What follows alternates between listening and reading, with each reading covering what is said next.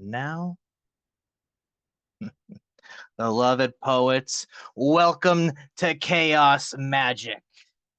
As usual, I'll give a few ground rules. We'll have 3 to 5 minute sets. We ask but not require that you bring one original and one cover piece. You can do two original pieces, do two cover pieces. We will love whatever magic or chaos you bring. Of course, no racism, no sexism, no bullshit. Keep it all about the love. Love is the law, love under will. And with that said, let's start some good trouble. We had posted the list on the meeting chat not too long ago. And with that said, on deck, we got Poetically Imperfect. But kicking things off tonight, please give it up for Thomas Open Minds. Unmute and take it away when you are ready. Thank y'all for being here tonight. Thank you, Dre. Thank you, Alma. Thank you, C. Um, and lieu of this new show coming up that we're going to be doing, Come As You Are, starting September 12th, Thursdays. I want to share a cover from our very own Jackson Riley, who will be co-hosting that show. So last minute was like, yo, Jackson, send me a piece. And he sent me this poem. It's called Anthony's Third Actium. The flame begins to flicker as its heat wanes dim. The door left ajar now invites a cold wind. The lantern, once emboldened by abundant oxygen, now casts a pale glow while its wick grows thin. Was it cruel to stoke the flame, to only later snuff it out? Death with life, it's tragic, but it's hardly so without. Valleys are only called such for the peaks they rest between. If all the days were happy, then none would be serene. So here I lie, shattered in this sulphurous ravine. As I wonder from my tumble, can I a meaning glean? Why brave another hill, down which I'm destined to slip and fall? Is it better to have nothing, or to gain and lose it all? I've been cursed since my birth to be my own greatest flaw, my most cunning saboteur. I cannot manage to draw a winning hand that I don't find a way to burn and blunder. What's the point of having treasure which you never get to plunder? Someone to hold is only something to lose. I am all but finished trying. I have nothing left to prove. It is the hope that truly kills you. It is the hope that stands you tall when the higher that you tower, the lower you'll fall. Left worse than before, you cannot seem to divine what even is the point of keeping on down the line. And that was a cover of Jackson Riley, Anthony's Third Actium. And then here's a little piece that I have found. I forgot I written. It's literally a little piece because it's like half written, but I didn't know what else to read. So this is called Light. Light and positivity flows through my body. Those rise by me. Together we be Siamese. Intelligence relevant beyond lethal. No weapons needed. Bless no evil seated. Margarita seated on the beach, beckoning, welcoming, transitioning, speak, questioning, malfunctioning freaks. Atomic winter, the weather's not getting any better. Darkness, the farthest, can go on long. The heartless throw photons wrong. Vessels of light, I just might sing 'em a song. Open your mind, pry 'em wide, pull on your eyes. I'm hoping to soar and find stolen wars we left behind, high and knowing, showing all of mankind we can defy our fate, rewrite this timeline.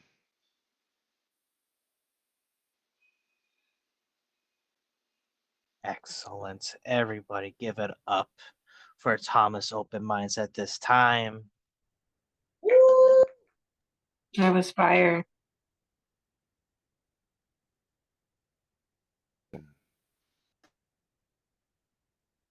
Sorry. Okay. On deck. Sorry, I gotta scroll up to the list. Coming up, we have Poetically Imperfect, and on deck we have Alma Garcia.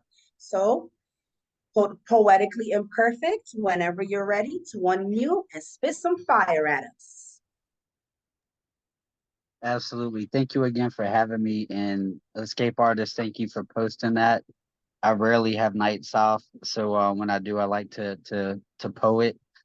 So I appreciate the opportunity and the platform. And hold up, before you share a poem with us, this is your first time here, so what we like to do at Open Minds is if everyone can unmute, give a big open, big heart, big arms wide open welcome to Poetically Imperfect. Thank you, thank you. So I'm doing two original pieces. I'm gonna cam down because I'm reading them. I haven't committed them to memory yet. If that's okay.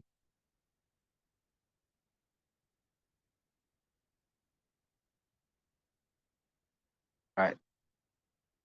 The first piece is titled Teeth in a Windpipe. I survived a character assassination attempt. I did, it's true. Out of the blue, the mother of my son tagged me on the content creator's post and page in a fit of rage, throwing shots. I wasn't about to act like my ear got shot off. No, I talk my shit. They say sticks and stones may break my bones, but words will never hurt me. Yeah, well, fuck you. And fuck the person who thought of that phrase, too. Don't you know that words have power and can even cast spells? That's why they call it spelling, B. Teeth in a windpipe speaks volumes. Words have toppled nations through generations. Empires crumbling with the integrity of the bearer of the dagger. Gale force power over softly spoken winds. Earthquakes from exhales of cruel intentions. Sunken ships by lips without contention. Misguided missiles aimed at armoires of listening vessels. Waves of destructive monsoons to the tunes of minor scales majorly blasting heartstrings from the cords encased in the throat. Dark phoenix rising from the larynx. Truth getting caught in the sprockets of the epiglottis is preposterous.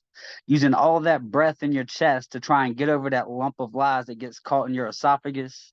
Raising the volume in an attempt to increase the volume and depth of your words trying to be measured by the meniscus. Verbal terrorist, words causing mischief.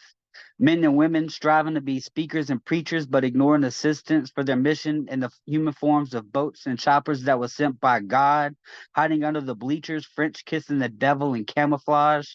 Words are worthless and lacking purpose, which is why I don't entertain some of these clowns because I don't want to become a part of the circus.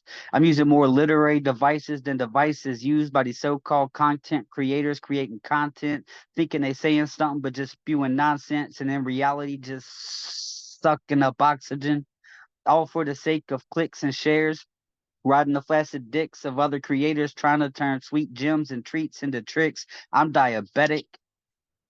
I know how it sounds, and yes, it's way more than personal.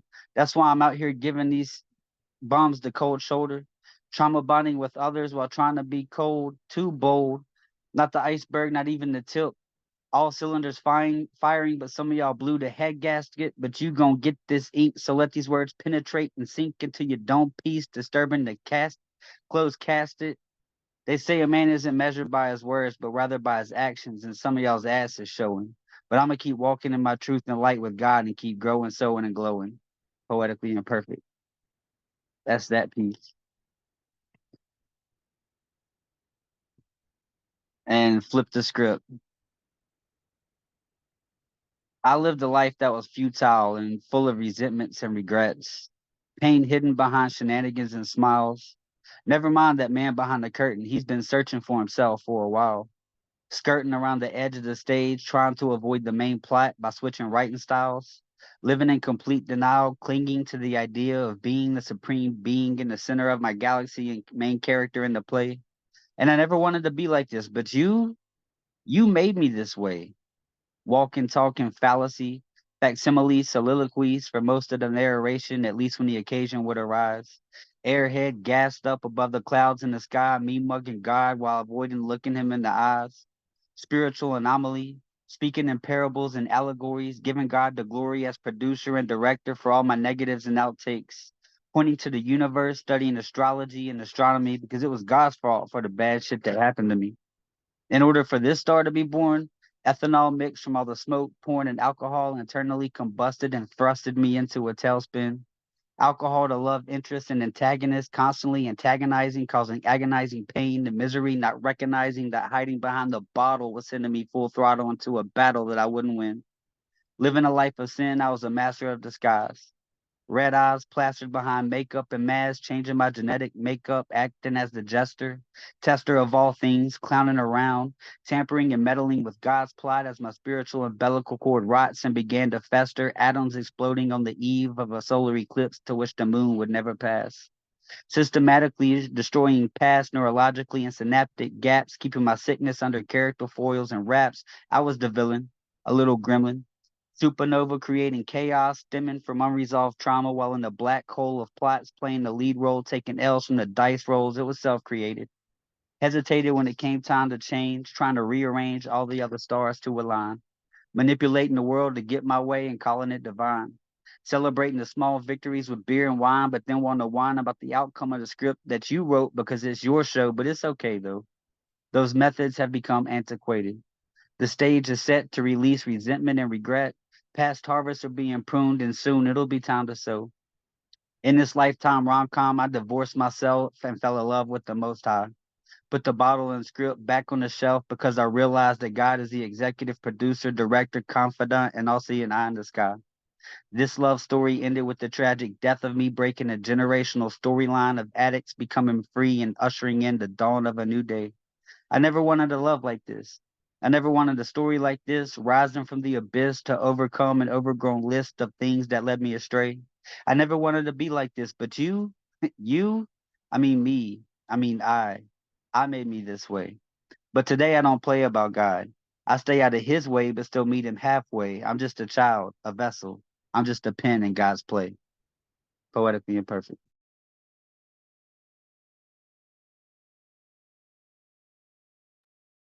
Ooh, okay.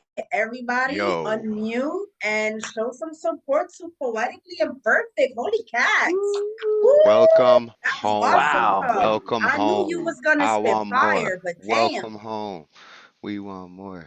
Come back, dude, for real. Glad you're Thank Yes. able to you. make your I Thank way you. over here. Thank Yeah, you. that was awesome. That was awesome. Good job. Please, I hope you keep coming back. On deck, we have Richard, but coming up, give it up for Allah. Woo! Unmute when you're ready. Okay. Hi, everyone. I'm reading from my phone, so give me a sec. Oh, okay, here it is. Oh, I have it. All right. I'm going to read as my cover, I'm going to read it. Oh, you accidentally muted yourself there. Oh, okay, sorry. As my cover, I'm going to read a love sonnet by Pablo Neruda. Because I still don't feel comfortable covering people I know. Okay. All right, here you go.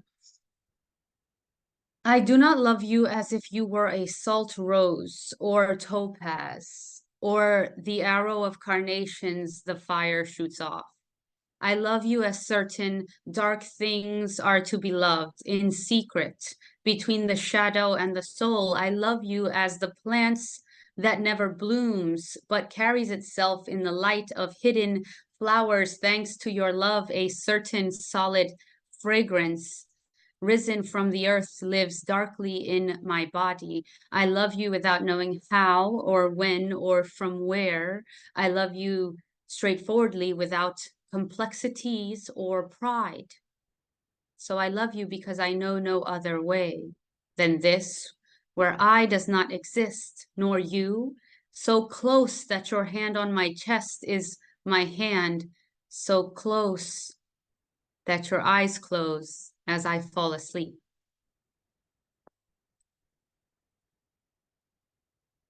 Thank you, thank you. I love that poem. And then I'm going to read one that I wrote titled March. I've done this one before, but I think only once. It was a long time ago. Okay. I can be an idiot savant whenever I want. I can bend the horizon as far as the page allows, force cavalry to follow suit, march your left, your left, your left, right, left. It didn't happen, not until I write it down. Come one all see how I clench my teeth into the ground, foretell when the curb can crack my spine, where I will put my foot down. March your left, right, your left. When the world ends, why and how I can be an idiot savant whenever I want. As long as I have my pen, my feet, my boots to follow suit, march, glory, glory, hallelujah. What a hell of a way to go. I ain't gonna jump no more. I can't handle the truth. It didn't happen. Not until I write it down. Not until I'm ready to vilify the envy of angels, to patronize the pull of the devils below the sea, to negotiate with your high-born kinsmen. I'm not ready to miss you, poet. I have not yet penned your sepulcher, friend. I'm not ready to give you my condolences, my condolences, my condolences. March, you left, you left. It didn't happen, not until I write it down. Come one all see how the sun never sets on the mount on Golgotha. March, your left, right, your left. I can be an idiot savant whenever I want. Boom. I'm talking about I don't perform. That was like a musical theater piece. Like, Yeah, that was incredible. That was amazing. That was amazing. Everybody unmute and give it up for Alma. Woo! Yeah, that We're was not amazing. worthy. We're not worthy. yeah, We're not worthy. that was dope. The beautiful singing in it mixed with, gosh, you had yelled some lines that like cracked the mic and we couldn't even hear the scream coming from you, and it was just that was a performance. Earlier you said, "Oh, I don't really perform. I'm here to learn." You're learning. You're doing great. It's beautiful stuff you're doing. That was so. I freaking have a awesome. question. Yeah. Like I heard the Gaza line. Was that entire piece like about the IDF, or Like I would now once I heard that line, I was like, maybe I missed something, but like the picture that was being painted in my mind was different until I heard the Gaza reference, and I was like, oh wow, like it was already a great piece, but if that whole piece was in reference to the genocide that's happening right now, then like I don't know, I love it even more. Oh well, I'm sorry to disappoint. Actually, that was for Magus, but Oh, I okay, can see that about Golgotha. yeah, okay. It's still a great piece, regardless.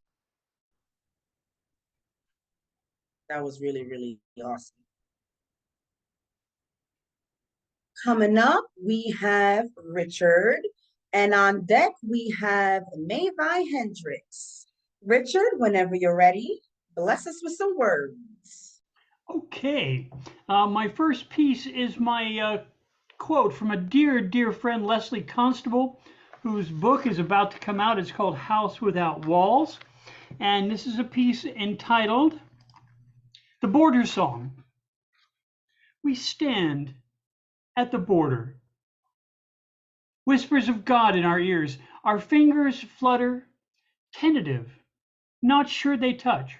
The hands open, grasp each other, fingers intertwine. This is how it should be.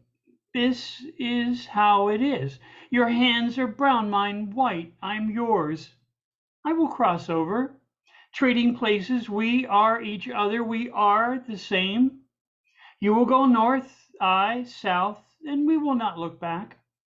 We will travel to each other's place, to the place of our hearts, the heart's home. Not an accident of birth, but the home we chose, our choice. Exchanging vows, we become each other. You white, I brown. I will travel south, you north, with a steady whisper of the gods in our ears. It's by Leslie Constable. Brand new book about to come out. And then I have this piece or two, as long as I stay in the 5-minute window of time space. This, my friends, is called Simply Silent Afghan Women. And I bring you this because, to me, that there are people who still don't appreciate the humanity of the only way we can come into this world. I find just absolutely mind-blowing. So I wanted to treat the Taliban as they are, like spoiled little boys. Here we go. I've got a sister. She's a big pain. She locked me out one time out in the rain. She always tattles to mom and dad I'd get away with nothing. I'm so GD mad. She's a big reader. Her nose always in books. A heck of an arguer, a big old know-it-all. Oh, does she give me looks? She gets to stay up later than me, and you can see how she always teases and freezes and belittles me. I was watching the news for history class. I don't understand why I must study this to pass. History's boring. There's nothing in it for me. Oh, gosh, you'd never guess what the heck I seen. I learned about the dudes in Afghanistan who thought of something that I think is grand. Women, they surely put in their place, out of sight, out of mind. They're about damn near replaced. Sure, they're needed to cook and watch the darn kids, but after that, they're silent. That's just what the law did. Cover them complete from their nose to their toes. When they're out in public, they must be silent. And of them, nothing shows. They must be silent when out in the town. Silent, ghost-like. You can hardly know it when they're around. No more arguing with any of us boys. They've been reduced to silent, invisible, compliant toys behind their black veil in a virtual jail. No matter where they go, they can never question a male. I'd like to send my sister. How can I apply? To send her to Afghanistan, no asking when or why. To shut her up once and for all, and after that we'll just see how the GD chips fall. She won't like it, not one little bit. If she has to climb up, no one will have to deal with her any more of her goddamn lip. Behind all that black veil stuff, she'd never even talk. Boy, that'd fix her. She could never squawk. The last word will simply be mine. As far as I'm concerned, no more uppity sister for me. That's just fine. And if you consider this Taliban so much lesser as a man, suffice it set up in his head, he finds himself uneven, even overmatched by the slightest and smallest of women. When he hears her whisper, catched. What a sad little creature this Taliban man, so much lesser than any man, who must chain and silence any woman rather than on an equal footing deal with them, or even hear their voice. He is so shooken. And I'm going to read 30 seconds of this next one. It's too good. Oklahoma lost a teacher. Oklahoma lost a teacher who wasn't quite sane, and then it wasn't prudent. It wasn't good for their brains. The tiniest of minds made up a law, and if you see it, it had the tiniest of flaws. What could they do when they turned from education with lies? They definitely weren't smart. They definitely weren't wise. They would not see. They couldn't see. They'd just take a quick stroll across the rolling Zydra Sea. They wanted the world to fit in a cup. If it wasn't going to do it, well, that's it. What's up? Thank you, my friends. Woo! Everybody unmute and let's That's give a nice it. big That's woo what's to up, Richard. Richard. Yes, Yeah. that was Amazing. awesome. Amazing performance. Right on, my Good dude. job, Richard. That was fire. Yeah, that was really cool. Coming up, we have. Sorry, go ahead, Drake. I was gonna ask real quick. I just want to confirm since I'm list keeping. Deep, would you like to perform on the open mic tonight?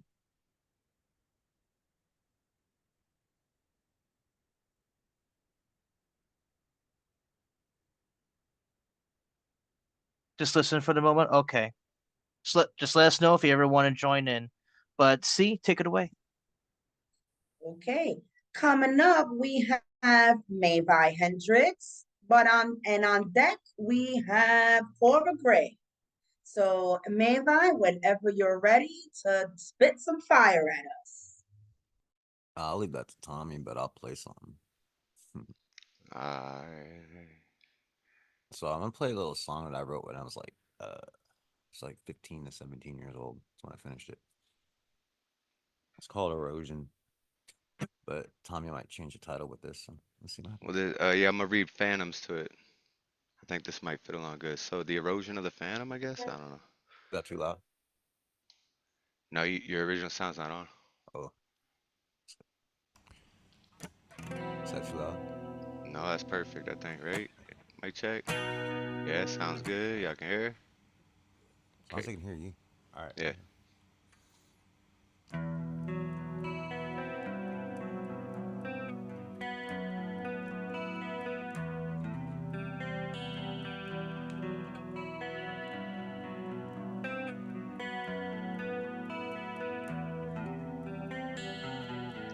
Manifesting phantoms, fanning messes, finding blessings once the dust left us.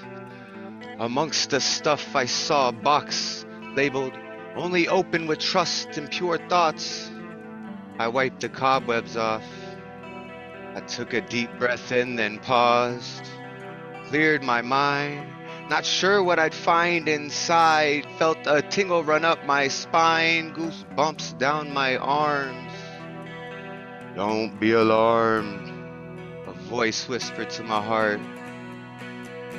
I began to start untying ribbons, so ornate and carefully placed, beginning to taste the sweetness in my mouth. The air in the house smelled like an old memory I just couldn't live without.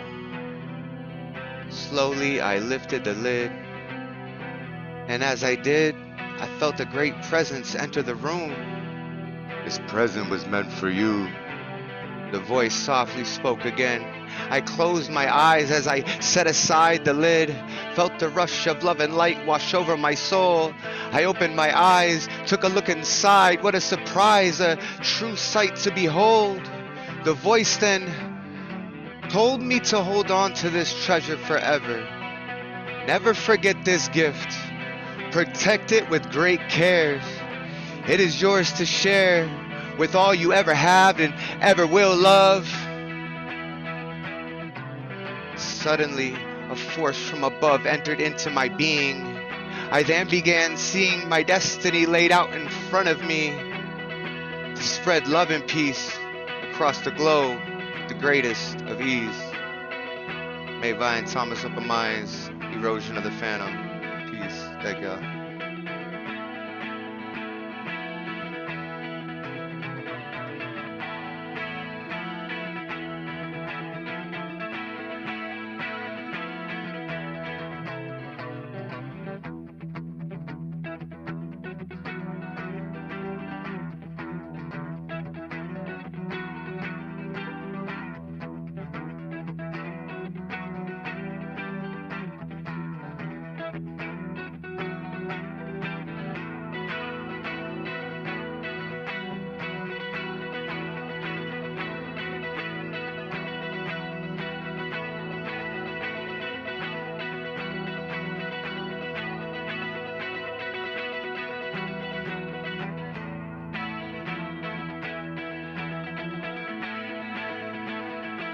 My back hurts. I lack words to express this pain. It's impressive considering expression is my game. I feel dyslexic trying to say the burning embers of electric spikes run in my veins like chains wrapped around my brain, making me insane, dragging me through flames towards a psychological death. My every breath, fighting to cast aside the pain and hide it. If I ignore it and write it out, my brain it'll block it out. But no, it's still here, gnawing away at my sanity. See, gravity left its everlasting mark on my body. It's so sad to see a young man in pain, but I'm glad to be that young man so somebody else ain't. Scars backed with horrid stories, jars packed with assorted glories, the sort of inventories that shamans carry, distorted memories that nations bury. Just hurry, hurry to the next sunrise, hurry, just rise, rise once more, blurred eyes as I writhe around on the floor. Lie beside myself because being myself hurts too much. Close my eyes and wait for the touch of death. I slow my mind so I can slow my breath. This pain is waiting for me to give in. But my brain is tilted in a way that it seems to fit in. Hoping this train stops and just lets me get in. Coping is all I got, so I'll never give in. 'Cause I'm uniformly distorted.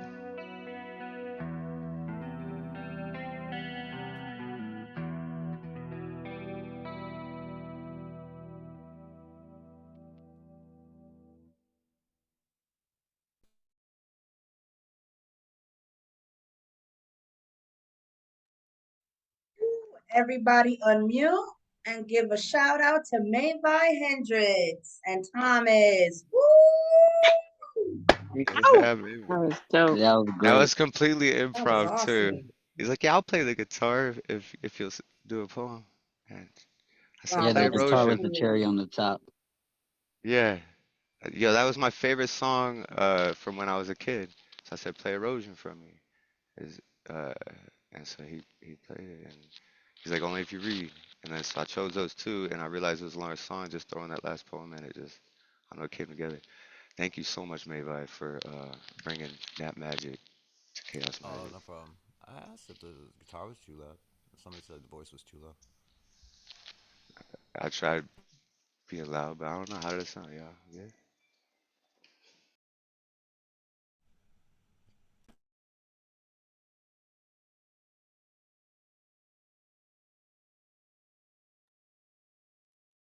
Ooh, that was awesome. Everybody, one more time, please, because that was awesome. Is that all you have for us, Mayvi? I don't know, it's kind of long. I mean, I got plenty more, but You Makes me want to sound pick up my really bass and low. start writing. I'm sorry. See what you said? Coming up, we have Cora Gray, On deck, we have Park William. So everybody give it up for Cora. Woo! Whenever you're ready.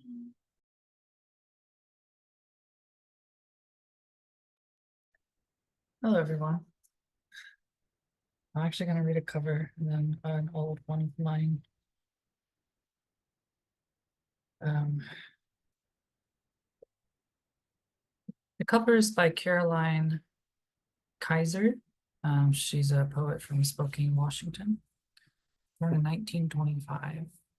This poem is called A Muse of Water.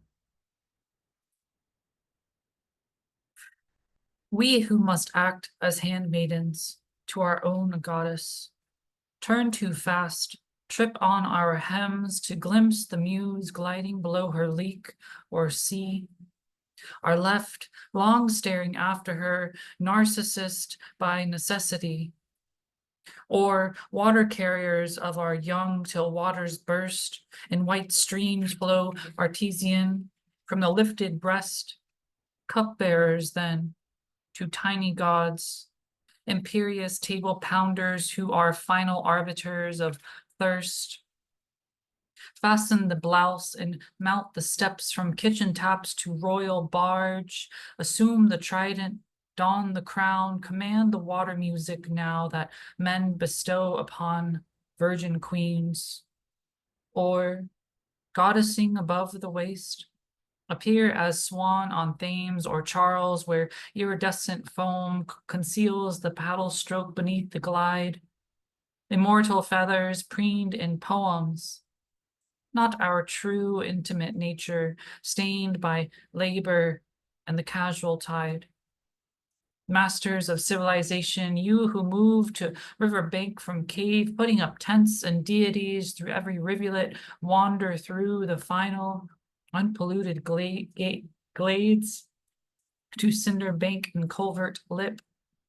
And all the pretty characters still round the pebbles as they pass lightly over their watercourse. And even the calm rivers flow we have, while springs and skies renew, dry wells, dead seas, and lingering drought. Water itself is not enough. Harness her turbulence to work for man, fill his reflecting pools, drained for his cofferdams or stored in reservoirs for his personal use, turn switches, let the fountains play. And yet these buccaneers still kneel, trembling at the water's verge. Cool river goddess, sweet ravine, spirit of pool and shade inspire. So he needs poultice for his flesh. So he needs water for his fire. We rose in mists and died in clouds, or sank below the trammeled soil to silent conduits underground, joining the blind fish and the mole. A gleam of silver in the shale, lost murmur, subterranean moan. So flows in dark caves, dries away. What would have brimmed from bank to bank, kissing the fields you turned to stone under boughs your axes broke? And you blame streams for thinning out, plundered by man's insatiate want? Rejoice when a faint music rises out of a brackish clump of weeds, out of the marsh at ocean side, out of the oil-stained rivers gleam, by the long causeways and gray piers your civilizing lusts have made. Discover the deserted beach, where ghosts of curlews safely wade. Here the warm shallows lave your feet like tawny hair of Magdalenes. Here, if you care, and lie full length, is water deep enough to drown. So that was by Carolyn Kaiser, A Muse of Water. I was looking through my old ones to see a tone that kind of fits. This is called riparian. Some of you may have heard this before. Consider the footprints following heavy footsteps, tracing a trail that runs parallel to Canyon River, losing water as the sun tiptoes towards midsummer.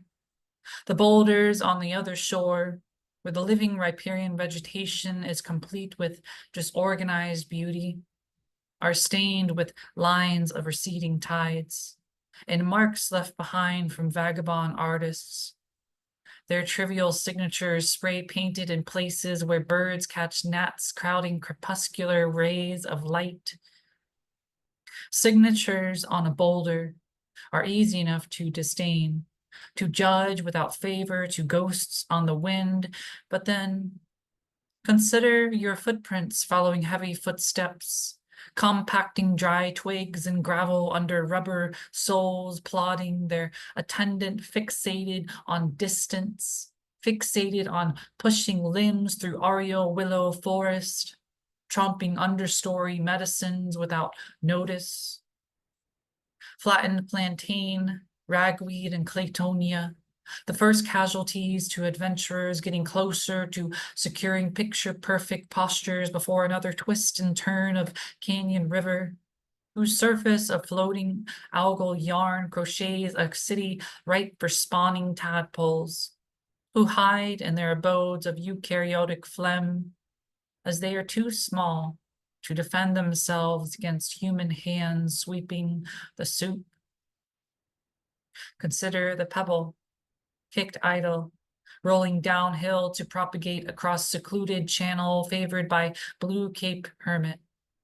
How the tripling ripples trigger a timer for fishermen and carp, setting in motion the swift strike of orange beak across against freshwater scales where seconds are too swift to flip fish and to gullet as boot heels invade, disrupts rivulets, orchestrating the close-knit downstream community. And the flight of great wings, which are eager to remain apart from sudden interest and eager individualists, leaves a drifting wind to push dead carp into shallow shore. Here, the lapping water collects pebbles into makeshift barriers, reduces efficiency of watercourse crossing social trail built by the undoing of understory. Flattened cities of cattails, spiny rush and mule fat accept defeat and send roots to creep further toward the safety of algal pond, sheltering bullfrogs who go silent amidst trespassers venturing on until ruminating dusk. And the sun goes down upon a town built by cornerstone malls, built on land once inhabited by sycamore saplings with broad leaves that dazzled in autumn gold. Foliage, casting kaleidoscopic shadows across freshwater resources flowing down concrete byway into backyards with lawnmower lawns and cherry blossoms withered by the lack of rain. Jungles of composite bricks cutting through the landscape. There, here, all adventures depart from view. And the footprints, following heavy footsteps, are little more than spots of wet cement in retrospect. Poem.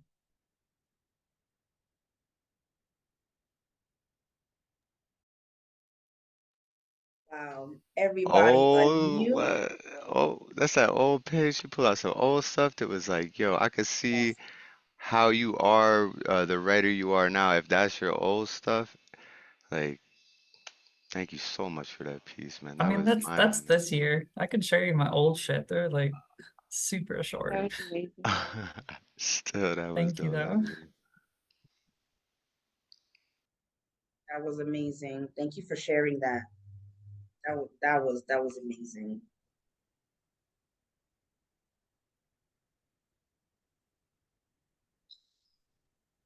Coming up, we have Harquillian on deck. We have Escape Artists.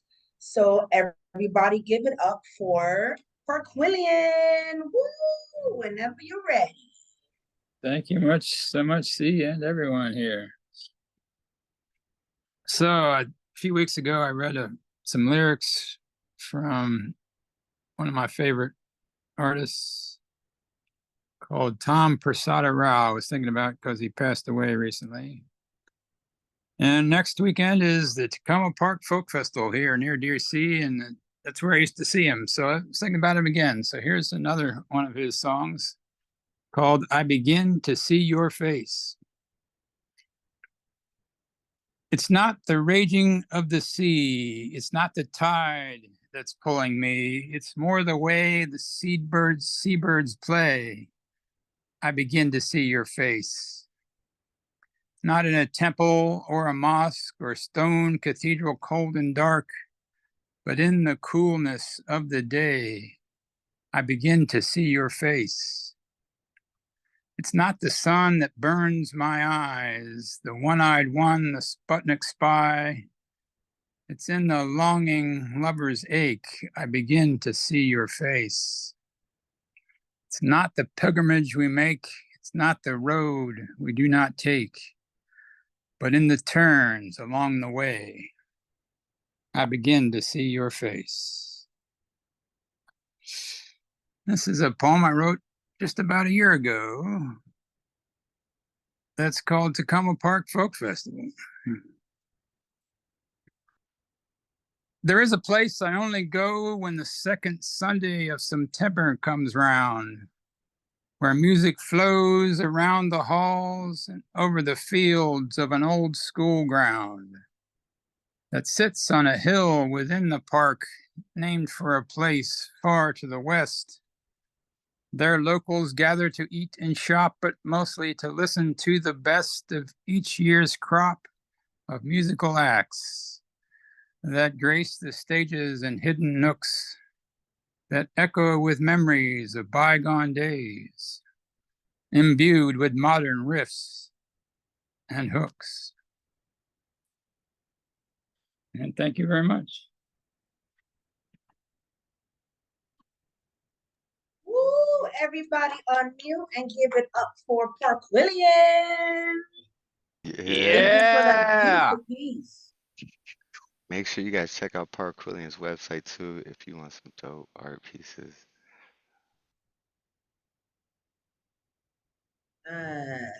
Okay, coming up, we have Escape Artist, and on deck we have Dre. But for now, Escape Artist, if you would like to unmute whenever you're ready. All right. So I would like to read the cover by Deep Thought from his book Midnight Thoughts and Deep Love. It's called Permission. I'm not familiar with it, so Deep Thought, I'm sorry if I murder it, but here we go. Excuse me, Your Honor. I would like to have permission to approach the bench. I would like to closely examine the witness and then cross-examine. You know, bring it back to see if you notice me. Before we start to see this through, do you swear to tell the truth, the whole truth, and nothing but the truth? Well, let's begin. Where were you the night my heart was stolen? It was around about a quarter for your thoughts, because a penny seemed like a cheap kick. So it was probably easier for you to draw close to what I value most. Permission to enter into evidence, the look in her eyes, the curvature of her lips dipped in red lipstick. Also observe Exhibit A, her body and the curve of her hips with mesmerizing sways. The facts of this case are that she stole my heart without permission. I also found I'm missing part of my soul. So unless she has good intentions, I would like it back as a whole. I see you object on the grounds of irrelevant questioning. So I withdraw and angle a different approach from one of three ways. So it's basically a triangle that paints you as the cute alleged suspect. And as I write these facts, I ask for permission to address the jury, Tell me, has anything so beautiful ever walked right past you, slipped something out of the privacy of your life? I got home realizing that it had to be you. I know that you're guilty. We ask that you confess and tell the truth, or at least consider it so. Please tell me face to face. She admits that it was her and that she's okay with her fate. So I offer a suggestion of her punishment to be doing time in my arms with no possibility of parole. It's time to change her life, put her in a position to not steal any more hearts, just mine. I say this to the jury with grace. I have no further questions, Your Honor. The defense rests its case. I love that. You did your thing, Pete.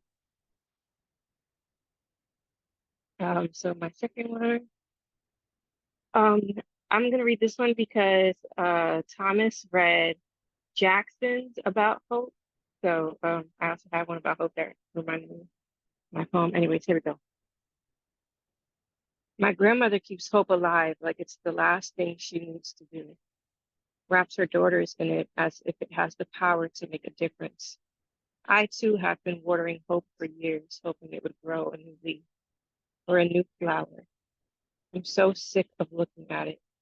Dried up, fickle leaves, insisting death, no matter the amount I water or sow the soil, or place the sunshine at its feet. Hope has never done anything good for me, and I have no one to hold this heavy blame for participating in this stupid game. Sometimes my grandma has so much hope it makes me angry. I can't see what she sees. Why isn't hope good to me or her? For once, I want to visit and see hope has finally blessed her.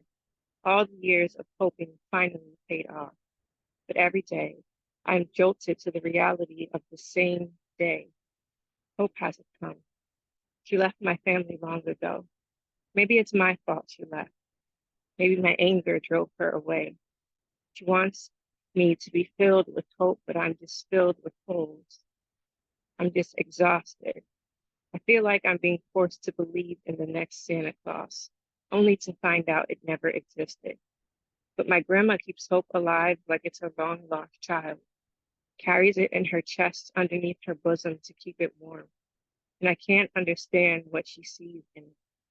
Can't help but wonder if the disappointment ever weighs her down, like a tombstone on my heart. Maybe the strain of keeping hope alive is what's killing her, straining her heart so much she needs a machine to beat for her. I'm not sure if it's hope or denial. But as a mother, what choice does she make for her children other than to wrap them in the belief that things will get better, even if it's false? I'm a mother now, so I understand the need to believe things will get better. I tuck my children in with the same belief before they lay their heads to sleep, wrap them tightly in the hope of a better place. Can't let the weight of the sky crush me as it's falling down. For their sake, I will water this dying plant. I will continue to sow the soil and place the sun at its feet, hoping for at least one new leaf. Thanks. Woo, everybody unmute and let's give it up for Escape Artist. Woo, that was awesome. Oh, yeah. Wow, that was dope. That was one of the dopest hope poems I think I ever heard. Yeah, that was awesome. That Thank was you. fantastic. Appreciate it. Oh, thank you to everybody who has shared their awesomeness. It's been fire as heck today. Thank you so much. And give it up for the hostess with the mostest, Dre Reyes. Woo! Whenever you're ready. Oh, thank you, C. Thank you, Thomas. Thank you, everybody here. With all your work here, and just adding the ingredients to the special little gumbo that we have going on here. Takes a lot to make a stew. That said, I got some poetry, y'all. Unfortunately, I don't really have much of a cover. I feel like I need to be more mentally prepared to do a cover. So I got two pieces here. Um, See, this is gonna be a silly night. I'll admit it. So sit tight. So this first piece is some social commentary on Beanie Babies in the voice of Gilbert Gottfried. This is Whatever Happened at Beanie Babies. Stampedes of crazed adults trampling children, storming shells in the fashion of Allied forces storming Normandy Beach. Grown ass adults investing their life savings into purchasing the rarest of their kind, only to lose almost all of their value of their collection. A New Hampshire couple thought they hatched a dope idea by forging checks to purchase and sell them for a profit to purchase heroin. Now flooding hospital donation bins, Goodwill and Savers location nationwide, and the closets of unfortunate heirs of a lost fortune. Beanie Babies were the Bitcoin of the 1990s. These little limp sacks of understuffed animals now face a more grim future, being the filling of beanbag chairs as their owners have developed a fetish of sitting on the carcasses of their friends, mainly as a way to achieve a dopamine rush by exacting revenge on their failed investments of hopes and dreams through imprisonment, utter dominance, and occasional gas torture by way of flatulence. In a moment as bizarre as the moment that birthed it, this kink is known by different names depending on region. Beanie Baby chambering has taken our North American furry communities by storm. In a similar fashion that Queenie Babying was popularized by the royal family.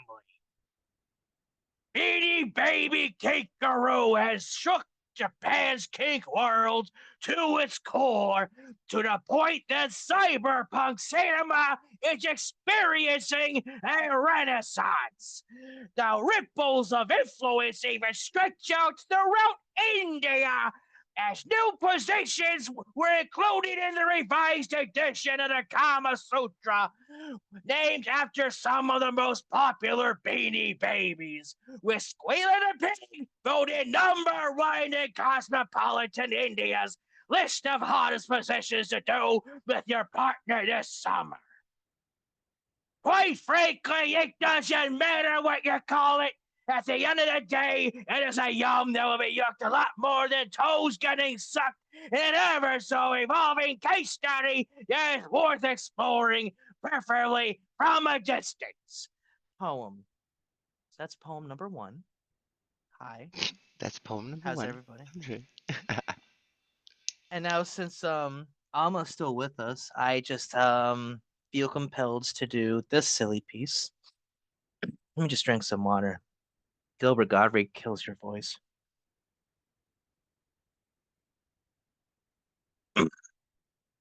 This one's called Proper Hunger. Oh, Mumsy, beacon of light, render my hunger out of sight.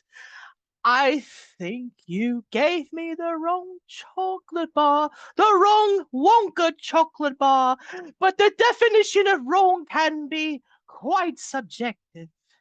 I feel fine, just abysmal hunger swallow me whole, mother. Mum, my tum-tum needs a little more yum-yum, so give me some of that fun from my tum-tum. I want to be gobbling on some cheddar goblin mac and cheese, please. Give me soup, give me fries, give me burgers from Five Guys. Ooh, yeah! Ravioli, ravioli, feed me all your cannolis. Me want honeycomb.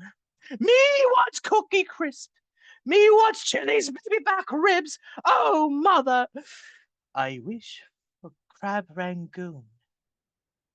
Mother. The rangoon, mother. Do I need to embarrass you in public again, mother? Do I have to gaslight you to thinking that you aren't a good mother so I can get my proper helping of ragoon, mother? Why must we exercise such extreme measures onto you, mother? I'm only just a young lad who's looking at pasta salad in the same way Dan Schneider looks at his child's stars or the way these look at expensive cars. I'm hungry and I can't control myself anymore. Mother, I will flip this peaceful afternoon into hell on earth if you don't get me food, the sustenance, specifically the rangoon, mother. And if I have to repeat myself once more, mother, so help me God, in the name of Rangoon, there will be nobody to blame but yourself when the inevitable occurs. If we do not feed this belly, the Rangoon, mother, feed me, the Rangoon. Poem. Thank y'all. Oh my God, everybody give it up for Dre. What That the was fuck? fan-fucking-tastic. You just made my whole week, bro. Like straight up, man. Like, I fucking love that piece. Yo, that performance was fun. Oh, geez. Wait, hold up. I got a request. Do a Holy Toledo in Gilbert Gottfried's voice. Okay. Holy Toledo. There we go.